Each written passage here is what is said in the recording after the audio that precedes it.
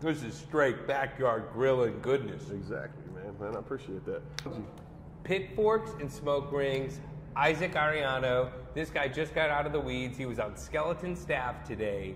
He texted me this morning and he was like, dude, I don't know if we can do this. I'm super busy. And I was like, we're going to ride it out. Yeah, we made it work. Yeah, and I came, literally, we're here to showcase 3 dishes, and yet we have this massive platter. We're in Slaton, Texas. Small town barbecue, but craft barbecue too. Yeah. This is insane. Tell me everything about this Frito Pie, and how on earth is it weigh like more than a newborn baby? Our Frito Pie, man, this is our version of the Frito Pie. You're gonna be a bear, be a grizzly. So this is our grizzly bear of Frito Pies. So it consists of our Fritos, our in-house beans, mac and cheese, brisket mac and cheese, chopped brisket, fresh cut onions, jalapenos, and pickles, and barbecue sauce. Oh, dude, really? Jesus, I think I might snap the fork. Cheers.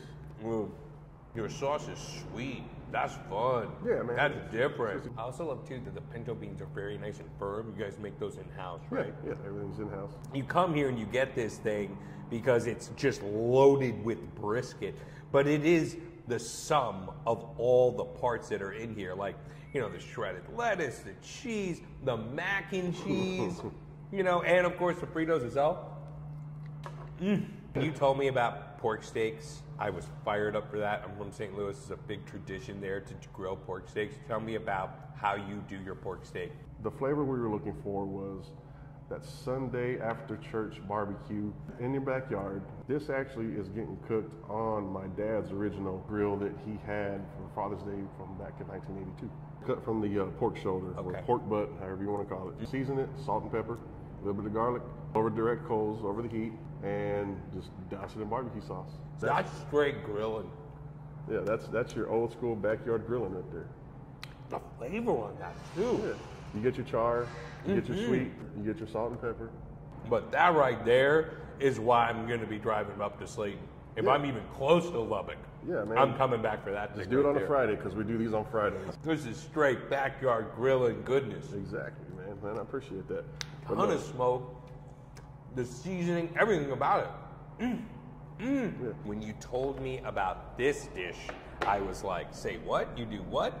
Fried cabbage. This is our version of a collard green. Green cabbage, bacon, onions, and rotel.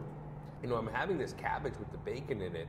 Reminds me of dishes that you'd find in German and Austrian cuisine that are actually natural, good pairings to have with something like pork. You know, like I could be in an Austrian restaurant and it would be like, oh yeah, this is cabbage with bacon. They're natural complements to each other. Yeah, man. Now that is the moist brisket. You think? Brisket burn ends on top of that. We use the actual edges of the moist brisket, and those are our burn ends. St. Louis cut ribs, our turkey breasts. We have our green chili cream corn. We have our pinto beans right next to it. Everybody claims it's the famous brisket mac and cheese that we make here. Wait, napkin me. You know what I love about this? You make it all yourself, but it still has the appeal of the box. Tastes true to the expectation. That's the bite right there. Melts in your mouth. It really does. I think it's worth saying too, how much do you charge a pound for brisket? $29 a pound. We're under 30. Craft barbecue, small town prices. And yes, that is awesome, but the truth is Pitforks and Smokerings is way more than that. It's about heart, it's about family, it's about Issac, and I had the pleasure of getting to know more about his story. Check it out. We talked for a bit about the barbecue community here, and then you had brought up the folks at Evie Mae's. Yes. It seems like the barbecue community here is not only putting out good food, but putting out good vibes. Tell me about that. Okay, so Arnis and Mallory are really great people. Back in 2020, whenever the pandemic happened, they had to shut us down. Pretty much everybody had to shut down and do a drive-thru, you know, because they shut indoor dining down. So we had some friends that accommodated. They came out, we built the drive-thru overnight, and we were selling out fast. So Arnis, at the time, they were our wood supplier at the time. So we would go and buy wood from them.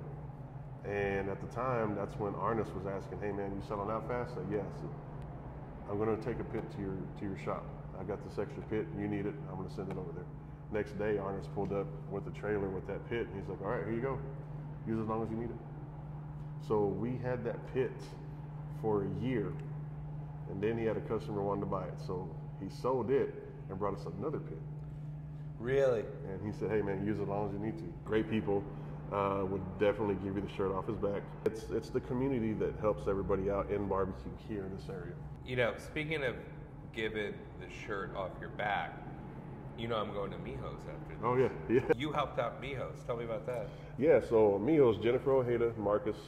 Jennifer is a friend of the family.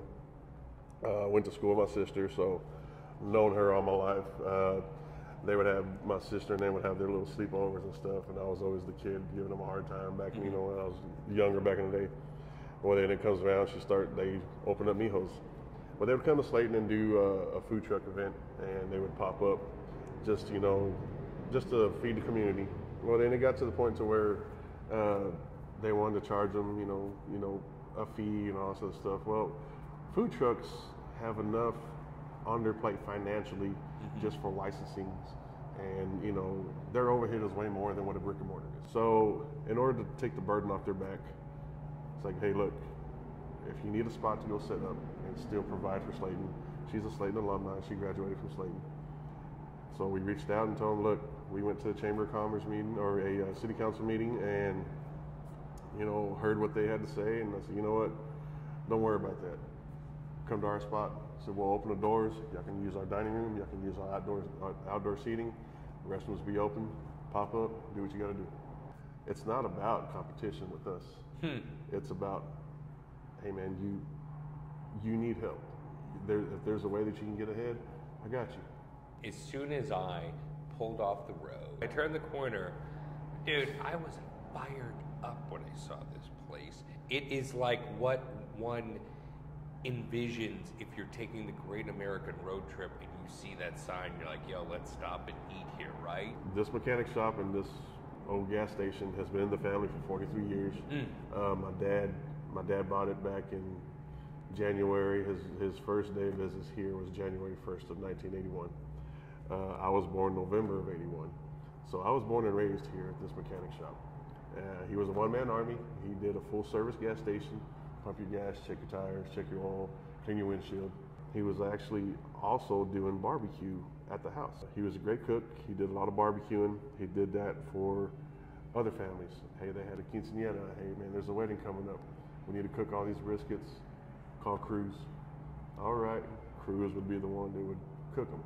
I would be the one standing next to him late at night, watching them cook. You know, so it's crazy. Sorry. No, man, it's good. It's good. Passed away in 2020, pandemic. And so what we do here is we carry the legacy. The stipulations for this shop was you can do whatever you want to do with it. It's yours. Just don't sell it. Cool. Ain't sold it yet. He would service the community with his passion, which was mechanic work. You know, that was his passion, turning wrenches. That's what he knew. That's what he knew to do. My passion to service the community was cook. That's how I service the community. We just had a baby. So now this is now a third generation family business ran. I've talked to a lot of chefs, literally hundreds of chefs, and this is probably one of the most important interviews. I can think of one other. You know, you shared so much right now that I thank you, because yes, the food is delicious, but the heart is what really keeps this place going. Yeah, man, I appreciate that, man.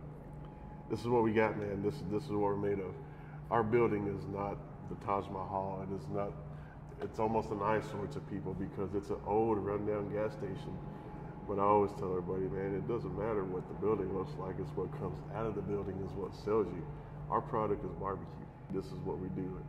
This has been beyond fantastic. Yeah, and man, I appreciate it. I thank you for you being you, because I would not have seen how this place really is without this man working the pits for a couple hours because he won't leave his crew hanging. No. And I know that your dad is as proud as he could be.